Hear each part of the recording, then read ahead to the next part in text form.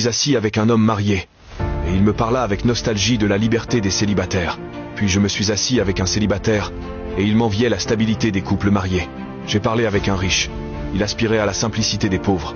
J'ai parlé avec des pauvres, ils rêvaient de richesse et maudissaient leur pauvreté.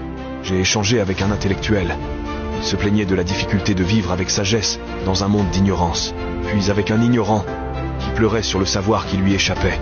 J'ai parlé avec un vieil homme, il regrettait son enfance. Et j'ai parlé avec un enfant, qui ne cessait de demander quand il pourrait enfin grandir. Mais lorsque je me suis assis avec moi-même, et que j'ai écouté mon âme, elle m'a dit, tout ce monde est malheureux, non pas parce qu'il manque de tout, mais parce qu'il lui manque une seule chose, la satisfaction. Voilà notre faiblesse humaine. Nous désirons toujours ce que nous n'avons pas, en idéalisant la vie des autres, et en oubliant les bénédictions de la nôtre.